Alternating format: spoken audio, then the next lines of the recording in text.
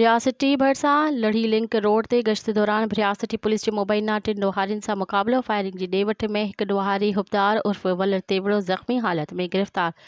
2 ॾोहारी फ़रार। SHO इसहाक संग्रासी मुक़ाबिले बाद गिरफ़्तार। ॾोहारी वटां हिकु टिटी पिस्टल, 30 बोर पिस्टल गोलियूं ऐं मोटरसाइकिल पिणु हथ कई वई। SHO भरिया ज़ख़्मी मुबैना ॾोहारी खे भरिया अस्पताल दाख़िल करायो वियो, जितां वधीक इलाज लाइ नवाब शाह अस्पताल रेफर कयो वियो आहे। भ्रियासिटी थाणे ते गिरफ़्तार ॾोहारी हुबदार तेवड़ो मथां पुलिस मुक़ाबिलो ऐं गैर क़ानूनी हथियार रखण जा 2 धारदार केस दाख़िल।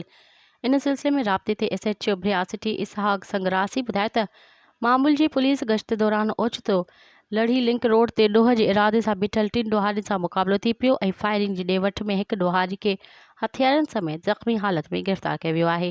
जॾहिं त मुक़ाबिले दौरान 2 ॼणा फ़रार थी विया आहिनि, जिन खे जल्द गिरफ़्तार कयो वेंदो। हुन ॿुधायो त गिरफ़्तार ॾोहारी जी सुञाणप ॻोठ याकूब हकड़ो वासी हुबदार अली उर्फ़ वलर तेवड़ो तौर थी आहे, जंहिं मथां ज़िले जे मुख़्तलिफ़ थाणनि ते 7 खां वधीक केस दाख़िल थियल आहिनि। मज़ीद ख़बरनि ऐं तफ़सीलात लाइ विज़िट कयो असांजी वेबसाइट www.awamiNewsHD.com ऐं ॾिसंदा रहो अवामी न्यूज़ HD।